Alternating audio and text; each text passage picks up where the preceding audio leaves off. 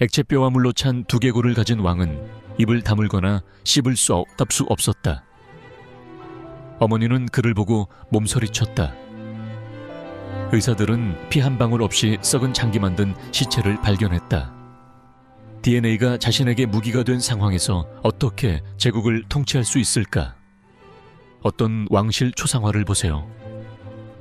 신성한 혈통, 완벽한 유전학, 신이 선택한 통치자들이 보입니다.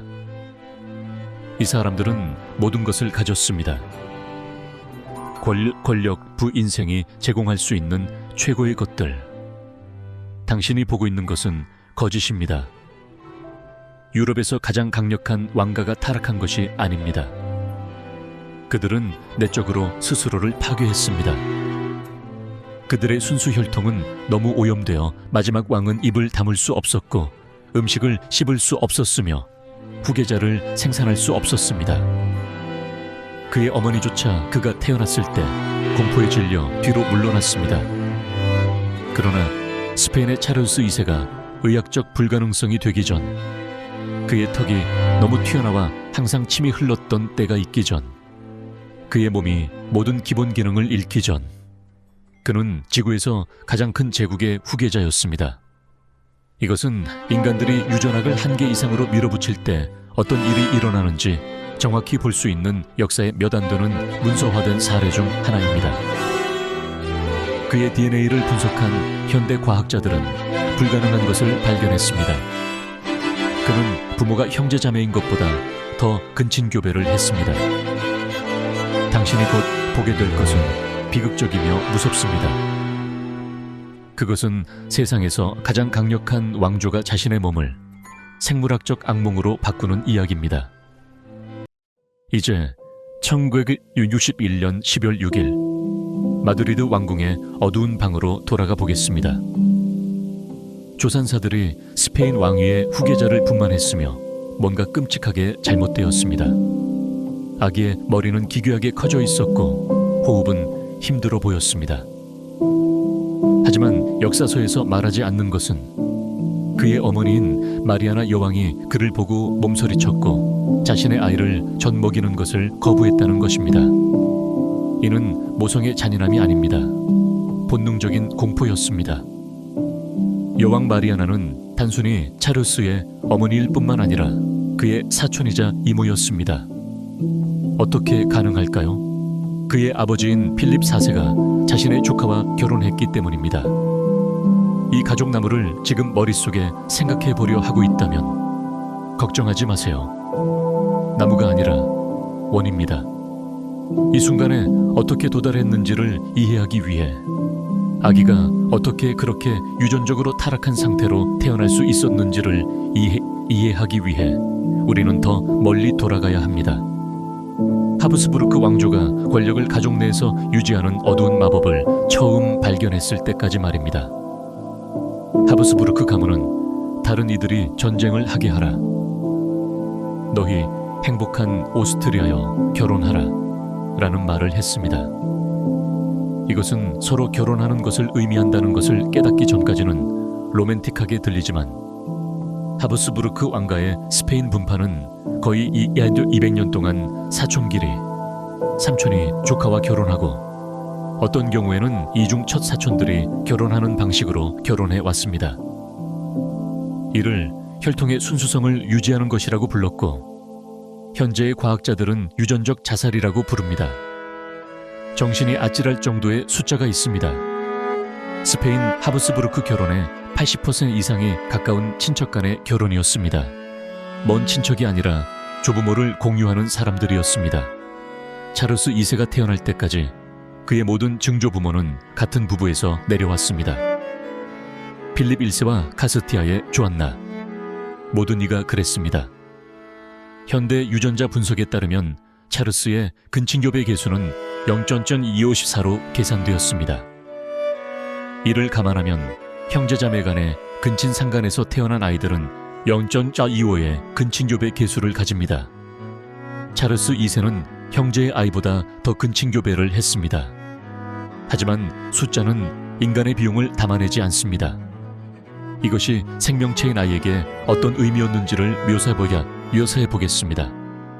아기 차르스는 제대로 젖을 먹을 수 없었습니다. 그의 입은 이미 기형의 징후를 보이고 있었습니다. 그의 두개골 뼈는 제대로 붙지 않아 그의 머리는 변형되고 부풀었습니다. 궁정 의사들은 그의 빨기 힘이 약하고 먹기에 어려움을 겪는다고 언급했습니다. 분유가 없던 시대에서 이것은 생명을 위협하는 것이었습니다. 이 힘을 먹이기 위해 고용된 젖 엄마들은 끔찍한 것을 보고했습니다. 아기는 잘 울지 않았습니다. 그가 만족해서가 아니라 에너지가 부족해 보였기 때문입니다. 그는 창백하고 고요하게 누워 있었고 그의 커다란 머리는 한쪽으로 기울어져 있었으며 그의 호흡은 얕고 쉰 목소리였습니다. 스페인 최고의 의사들은 당황했습니다. 그들은 이렇게 근본적으로 고장난 아기를 본 적이 없었습니다. 개월이 지나면서 차르스의 상태의 진정한 정도가 드러나기 시작했습니다. 그리고 여기서 이야기는 정말 불안해집니다. 4세가 되었을 때 차르스는 여전히 걸을 수 없었습니다. 하지 않은 것이 아니라 할 수 없었던 것입니다. 그의 다리는 막대기처럼 가늘고 구루병으로 인해 휘었으며 그의 작은 체중을 지탱할 수 없었습니다. 하인들이 그를 특별히 설계된 의자에 실어 나르기까지 해야 했습니다. 미래의 스페인 왕은 아이처럼 들려줘야 했습니다. 하지만 기다립니다. 더 나빠집니다. 4세가 되었을 때 차르스는 또한 말을 할 수 없었습니다. 단어 하나도 없습니다. 그의 혀는 이미 비정상적인 성장을 보이며 그의 입을 가득 채우고 있었습니다. 그의 턱, 바로 그 악명 높은 하브스부르크 턱은 이미 튀어나와 있었습니다. 그가 마침내 4세 생일 이후로 첫 마디를 내뱉었을 때 그것은 허선하고 축축하며 이해 불가능한 것이었습니다. 궁정 연대기 작가는 그의 위험 있는 말이 해석이 필요하다고 섬세하게 언급했습니다. 그들이 의미하는 바를 설명해 보겠습니다. 차르스의 혀는 너무 부풀어 올라 그의 입에서 끊임없이 튀어나왔고 그의 아래턱은 심하게 튀어나와 그의 입술이 닫히지 못하게 되었습니다.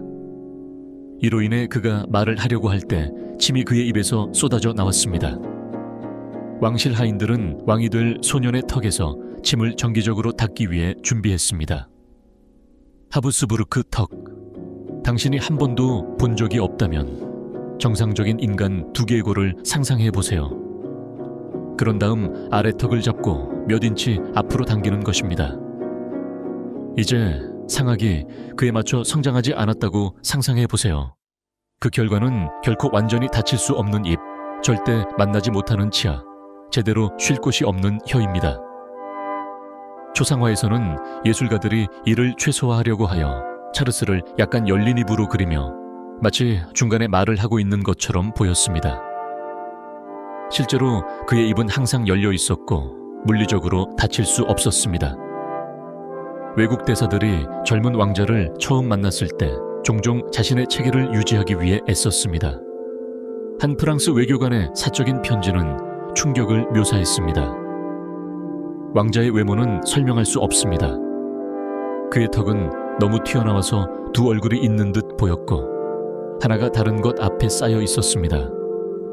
그가 먹으려고 시도할 때 식사는 그의 입에서 떨어졌습니다. 말을 할 때는 물보라를 피하기 위해 물러서야 했습니다. 그리고 식사, 신이여, 식사. 차르스는 씹을 수 없었습니다. 잠시 생각해 보세요. 그가 평생 매일 먹어야 하는 모든 식사. 차르스 2세는 펠리칸처럼 음식을 통째로 삼켜야 했습니다. 그의 위아래 이가 이격이 너무 커서 결코 맞지 않았습니다. 궁정의 식사는 창의적인 요리의 운동이 되었습니다. 고기는 작게 잘라야 했고 야채는 퓨레로 만들어야 했습니다. 빵은 와인에 담가져서 녹아야 했습니다. 영국 대사인 알렉산더 스테롭은 가장 생생한 묘사 중 하나를 작성했습니다. 그의 가톨릭 왕은 자기가 먹는 것을 통으로 삼키는데 그의 아래턱은 너무 많이 튀어나와 그의 2 줄의 치아가 결코 맞지 않기 때문입니다. 이를 보완하기 위해 그는 막대의 한 위를 가지고 있으며 한 끼에 양다리와 한 캐폰을 통째로 삼킵니다. 그러나 신체 기형은 시작일 뿐이었습니다. 찰스가 성장하면서, 아니 오히려 제대로 성장하지 않으면서 다른 문제들이 나타났습니다. 그는 끊임없는 질병에 시달렸습니다. 홍역은 그가 6세였을 때 거의 그를 죽일 뻔했습니다. 그 다음에는 수두가 와서 그를 상처투성이로 만들었고, 풍진, 그리고 천연두가 그 뒤를 따랐습니다. 궁전에서 유행하는 각 질병은 찰스를 쉽게 감염시키는 숙주로 삼았습니다. 그의 저하된 면역 체계는 거의 저항이 없었습니다. 천연두는 특히 잔인했습니다. 찰스가 9세일 때 발생했고, 그는 몇 주 동안 생과 사사이에서 누워 있었습니다. 그의 얼굴은 이미 왜곡되어 있었고 고름과 병변의 전장이 되었습니다. 그가 결국 회복되었을 때 흉터는 그의 변형 목록에 추가되었습니다. 그러나 질병은 또 다른 문제를 남겼습니다. 그의 머리에도 액체가 차는 것을 의사들이 발견했습니다. 그의 이미 큰 머리는 더욱 부풀기 시작했습니다. 오늘날 우리는 이를 수두증, 즉 뇌에 물이 차는 상태라고 부릅니다. 17세기에는 그것을 왕자에게 가해진 또 다른 저주라고 불렀습니다. 압력은 시각 문제와 맹목적인 두통을 일으켰고, 후에 그의 수명을 괴롭혔던 발작에 기여했을 수 있습니다. 11세가 되었을 때 찰스의 교육은 궁전의 스캔들이 되었습니다. 그가 반항적이거나 게을러서가 아니라 그는 그저 배울 수 없었습니다. 튜터들은 교훈이 수십 번 반복되어야 했다고 전했습니다. 기본적인 수학까지도 그에게는 불가능했습니다. 왕실과 외교의 언어인 라틴어는 고대 이집트어만큼 그러했습니다. 그가 드물게 시도했을 때의 그의 필적은 훨씬 더 어린아이의 낙서처럼 보였습니다. 한 튜터의 개인적인 메모가 수세기 후 발견되었습니다. 그의 위엄께서는 큰 노력을 기울이고 있지만 아무것도 기억하지 못합니다. 내가 하나의 개념을 설명하면 다음 날이면 그는 마치 그것을 들어본 적이 없는 것처럼 됩니다. 그의 주인은 떠돌아 다닙니다. 때때로 그는 오랜 시간 동안 무언가를 응시하고 있습니다. 그가 무엇을 생각하는지 질문하면 그는 말할 수 없습니다. 하지만 이야기는 더 어두운 전환을 향해 갑니다. 찰스가 사춘기 혹은 사춘기가 되어야 했던 시기에 그의 몸은 새로운 방식으로 그를 배신했습니다. 그는 성장했지만 거의 그렇지 않았습니다. 다른 왕실 10대들이 키가 급성장하는 동안 찰스는 왜소하게 남아있었습니다. 그의 목소리는 낮아지는 대신 높은 그대로였습니다. 몸의 털은 거의 없었습니다. 남자가 되는 소년의 특징은 단순히 일어나지 않았습니다. 궁정 의사들은 은밀한 회의에서 자문을 구했습니다. 그들은 관찰한 바를 논의했지만 공식 기록에 남기는 것에는 용감하지 못했습니다. 왕자는 여성이나 남성에게도 관심을 보이지 않았습니다. 그는 이상한 어린아이 같은 상태에 존재하는 것으로 보였고, 소년도 남자도 아니었으며 그 중간 어딘가였습니다. 이것은 법정에서 근친간의 아들로서의 의무를 다해야 했던 찰스의 부담을 더욱 가중시켰습니다.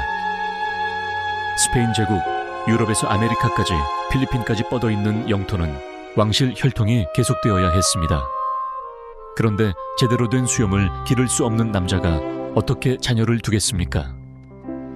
18세가 되었을 때 그들은 알아내기로 결정했습니다.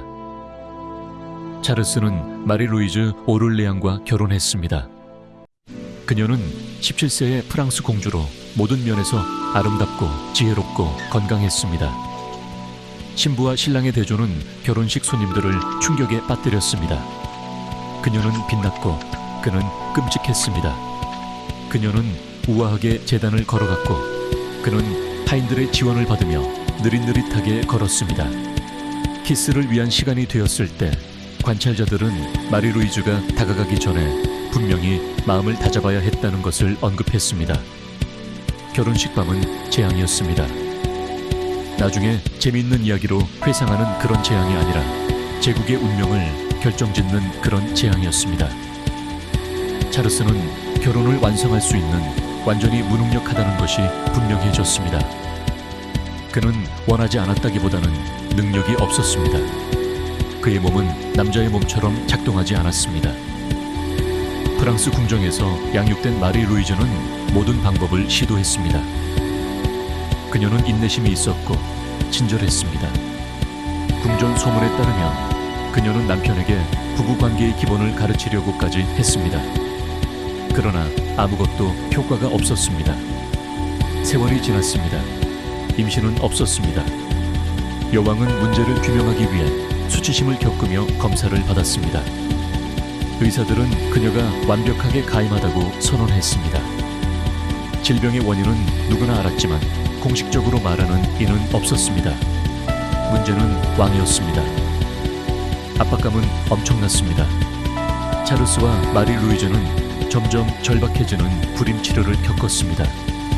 그녀는 혐오스러운 혼합물의 허브와 동물 장기를 마셔야 했습니다. 그는 강령변과 황금색 혈액이 포함된 약을 먹어야 했습니다. 궁정에서는 수컷 동물의 말려진 성기를 먹어야 한다는 전문의를 불러들인 적도 있었습니다. 아무것도 효과가 없었습니다.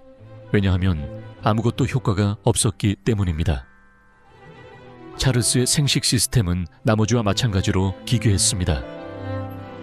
하지만 기다려보세요. 이야기는 더 기이해집니다. 차르스의 어머니는 하브스부르크 혈통을 유지하기 위한 손자를 절실히 원했습니다. 한 신비가 그에게 저주받았다고 제안했고 신성한 유물 옆에서 잠을 자면 그 주문이 풀릴 수 있다고 했습니다. 그렇게 되었으나 실패하자 그녀는 역사학자들을 충격에 빠뜨릴 결정을 내렸습니다. 그녀는 아들이 시신 옆에서 잠을 자게 했습니다. 예, 당신은 맞게 들었습니다. 여왕은 차르스가 성직자와 고인들, 전 왕들, 심지어 자신의 아버지와 옆에서 누워있게끔 주선했습니다. 신성한 죽은 자의 정수가 그의 무능력을 어느 정도든지 치료하리라는 것이 이론이었습니다. 상상해보세요. 스페인의 왕이 침을 흘리고 비정상적으로 변형된 채로 아이를 낳을 능력을 얻기 위해 시체들 옆에서 누워있는 모습을요. 결혼 10년, 실패한 시도 10년, 수치심 10년. 그러다가 마리 루이즈는 26세의 나이에 갑자기 죽었습니다. 공식적인 원인은 충수염으로 기재되었지만 소문들이 돌았습니다. 그녀가 독살당한 것일까요? 그녀의 상황이 그녀를 자살로 내몰았을까요? 우리는 결코 알 수 없습니다. 우리가 아는 것은 차르스가 진정으로 상심했다는 것입니다. 모든 것에도 불구하고 그는 아내를 사랑하게 되었고 아마도 자신에게 진정한 친절을 보여준 유일한 사람이었을 것입니다. 몇 달 내 재혼 압박이 시작되었습니다.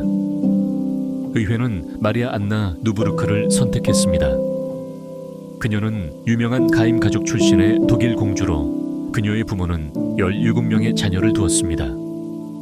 고문들은 이런 강한 유전자가 차르스의 결함을 극복할 수 있다고 여겼습니다.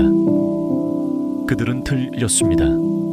마리아 안나 건강한 혈통에도 불구하고 단 한 번도 임신하지 않았습니다. 이때 차르스의 건강은 더욱 악화되었습니다. 궁정의 하인들은 그가 고령자로 보인다고 속삭였습니다. 그는 30세도 되지 않았습니다. 그의 머리카락은 부분적으로 빠졌고 그의 이들은 그 튀어나온 턱 뒤에서 보이는 몇 개는 썩어버렸습니다. 그는 걷기를 할 수 있을 때조차 느릿느릿한 걸음을 옮겼습니다. 발작이 그의 30대에 시작되었습니다. 갑자기 차르스는 쓰러져 몸을 경련하였고 그와 함께 전혀 사라지지 않았던 침이 섞여 나왔습니다. 회복되었을 때 그는 종종 주변의 사람들을 알아보지 못했습니다. 그는 유령을 보고 목소리를 들으며 보이지 않는 손이 자신을 만지는 느낌에 대해 이야기하기 시작했습니다. 궁정은 두려움에 빠졌습니다. 과연 그들의 왕이 모든 것 외에 미친 것일까요? 엘 해치사도 마법에 걸린 자라는 별명이 새로운 의미를 갖게 되었습니다. 사람들은 차르스가 저주를 받고 있다고 진지하게 믿었습니다. 스페인 종교 재판소가 개입했고 퇴마사들이 와야 했습니다. 한 시점에서는 왕 자신의 고백자가 왕의 상태를 악화시키기 위해 마법을 사용했다는 혐의로 체포되었습니다. 그 재판은 큰 화제가 되었는데 이를 통해 어떤 퇴마도 유전적 피해를 치유할 수는 없었습니다. 찰스는 자신이 저주받고 있다고 믿었습니다.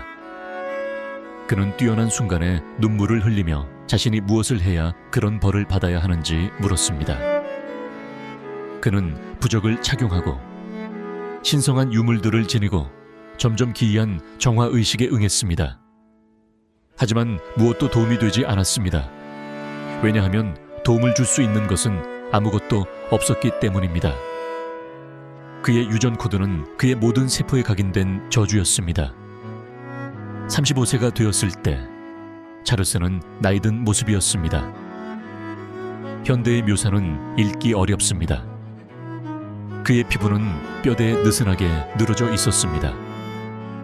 그의 유명한 턱은 나머지 얼굴이 사라짐에 따라 더욱 두드러졌습니다. 그는 완전히 대머리였고 두피는 소렐로 덮여 있었습니다. 그는 거의 걷지 못했으며 몇 발자국 걷기 전에 반드시 쉬어야 했습니다. 그의 말은 항상 힘들었던 것처럼 거의 이해할 수 없게 변해갔습니다. 하지만 최악은 아직 오지 않았습니다. 그의 마지막 해에 찰스는 빠르게 정신적으로 쇠퇴하기 시작했습니다. 그는 몇 시간 동안 아무것도 응시하며 앉아 있었고 옷 위에 침이 고였습니다. 누군가 이야기할 때 그는 종종 대답하지 않았습니다. 대답을 할 때 그는 악마와 천사, 죽은 아내, 결코 가질 수 없는 아이들에 대해 떠들었습니다. 세계의 가장 위대한 제국 중 하나의 왕은 텅 빈 껍데기가 되어버렸습니다.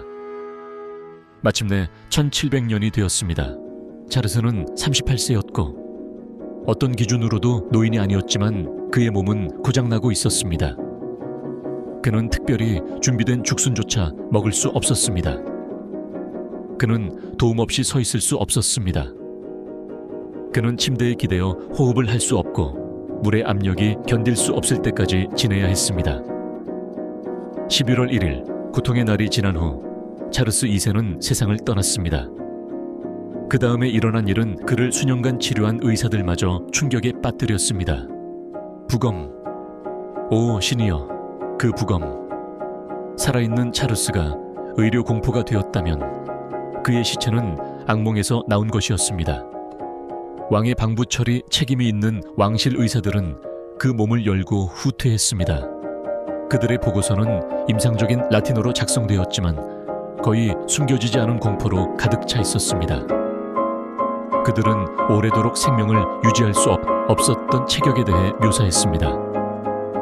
그의 몸에는 혈액 한 방울도 없었습니다. 이것은 시적 과장이 아닙니다. 찰스의 순환 시스템은 사실상 셧다운되었습니다. 그의 혈액은 응고되었거나 애초에 없었습니다. 그의 심장은 끔찍한 정도라고 부를 수 있습니다. 그의 심장은 후추알의 크기로 묘사되었습니다. 실제로 그렇게 작지는 않았지만 시들고 검게변에 있으며 생명이 있는 기관처럼 식별하기 힘들었습니다.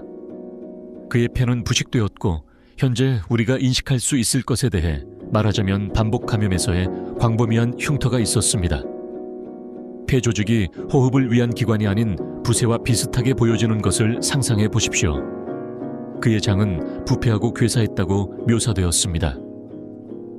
그의 소화 시스템의 일부는 여전히 살아있을 때 죽어버리고 이는 그가 마지막 몇 년에 겪은 잔혹한 고통을 설명했습니다. 하지만 가장 중요했던 세부사항, 모두가 의심하고 있었지만 공식적으로 아무도 말하지 않았던 것, 찰스는 고환이 하나만 있었고 그것은 석탄처럼 검었습니다. 이 단 하나의 위축된 죽은 조직은 정상적인 생식 시스템에서 남아있던 모든 것이었습니다. 그가 아이를 낳을 수 없었던 것은 놀라운 일이었습니다. 가뜩이나 사춘기에 어떻게 생존할 수 있었는가? 그리고 그의 뇌 그 부풀어 오른 액체로 가득 찬 머리. 의사들은 그것이 실제로 물로 가득 차 있다고 발견했습니다. 수두증이 실제 뇌 조직을 위한 공간을 거의 남기지 않았습니다. 찰스가 도대체 어떻게 하여 기능할 수 있었는지, 어떻게 해서 질문하고 생각하고 지배할 수 있었는지는 의학적 미스터리였습니다. 부검을 수행한 의사들은 그들 자신이 해부된 생체의 마사지에 휩싸여 이러한 변형된 장기들이 어떻게 생명을 이어갈 수 있었는지 경탄했을 것입니다. 모든 시스템이 타격을 입었습니다. 모든 장기가 손상되었습니다. 찰스의 몸은 개념이 시작된 순간부터 스스로와 전쟁하고 있었던 것처럼 보였습니다. 현대 유전자 분석이 이 끔찍한 상황의 이유를 밝혀주었습니다. 그 0.2574의 근친교배 계수를 기억하시나요? 이는 찰스의 게놈 중 일사가 동일한 조상들의 유전자의 4번으로 이루어진 것을 의미합니다. 그 반복된 시퀀스에는 그의 파괴를 위한 지침이 숨어 있었습니다. 과학자들은 이제 찰스가 적어도 2가지 주요 유전적 장애를 알았다고 믿고 있습니다. 첫 번째는 결합된 시상하부 호르몬 결핍입니다. 그의 몸은 정상적인 성장과 발달을 위한 호르몬을 생산할 수 없었습니다. 이는 그의 왜소한 신장, 성적으로 성숙하지 못하고 근육 약화, 인지 문제를 설명했습니다. 그의 시상하부는 내분 비계를 조절하는 마스터 컨트롤러로서 사실상 기능하지 않았습니다. 두 번째는 아마도 원위 신장 튜브 산성증일 것입니다. 그의 신장은 혈액 화학 물질을 적절히 조절하지 못했습니다. 이는 그의 다리를 굽게 한 구루병과 걸을 없게 한 근육 약화를 초래했으며 아마도 그의 두개골을 부풀게 한 수두증의 원인일 수 있습니다. 어느 하나의 질환만으로도 도전적이었을 것입니다.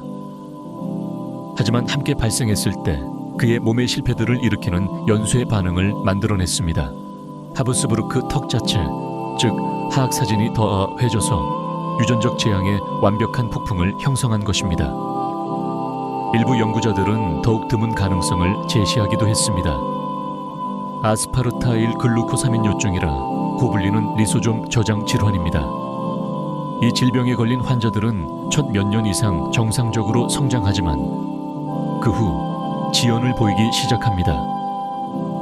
성인이 되었을 때 그들은 코가 넓고 인지장애를 앓으며 수명이 조정할 바가 없기 때문에 그들의 증상과의 일치는 끔찍하게도 정확합니다. 그러나 여기에서 진정으로 끔찍한 부분이 있습니다. 찰스는 유일하게 운이 좋지 않았던 것이 아닙니다. 그는 체계적인 근친교배의 필연적인 결과였습니다. 스페인 하브스부르크 군주들 사이에서 태어난 34명의 아이들 중 절반 이상이 10세 이전에 죽었습니다. 왕조는 문자 그대로 스스로를 죽이기 위해 번식하고 있었습니다. 그리고 찰스는 단지 그 마지막, 가장 극단적인 예일 뿐이었습니다. 찰스가 후계자 없이 죽었을 때 이는 스페인 왕위 계승 전쟁을 촉발했고 이는 유럽의 판도를 바꾸는 분쟁이었습니다. 수세기 동안 쌓여온 스페인 제국은 한 남자의 몸이 생식을 위한 단 하나의 자식을 낳을 수 없을 만큼 부서졌기 때문에 무너졌습니다. 거의 200년 동안 스페인을 다스렸던 하브스부르크 가문은 암살이나 혁명 없이 자신의 육체가 자신을 배신할 정도로 내에서 서럽게 끝이 났습니다. 하브스부르크 가문을 대체한 부르봉 왕조는 교훈을 알아차렸습니다. 왕실 결혼이 정치적인 목적은 여전히 있지만 찰스 2세를 만든 극도의 근친교배는 다시는 반복되지 않았습니다. 하브스부르크 턱의 악몽, 찰스의 부검의 두려움, 자신의 음식을 씹지 못했던 왕의 비극 등은 유럽 전역의 왕실 궁정에서 속삭이게 된 경고 성격의 이야기로 남았습니다. 찰스 2세는 유전적 붕괴의 궁극적인 예로 의학 교과서에 남아 있습니다. 유전학을 공부하는 학생들은 그의 초상화를 보고 근친교배 계수에 대해 배웁니다. 그의 하브스부르크 턱은 다친 유전자 풀의 위험을 나타내는 대명사가 되었습니다. 이상한 방식으로 그의 고통은 유전과 유전적 다양성의 중요성에 대한 우리의 이해에 기여했습니다. 그러나 의학적인 호기심을 넘어서 정치적 결과를 넘어 한 인간이 있었습니다. 찰스 2세는 분해되고 있는 몸 안에서 매일 마주하면서 살아 있었습니다.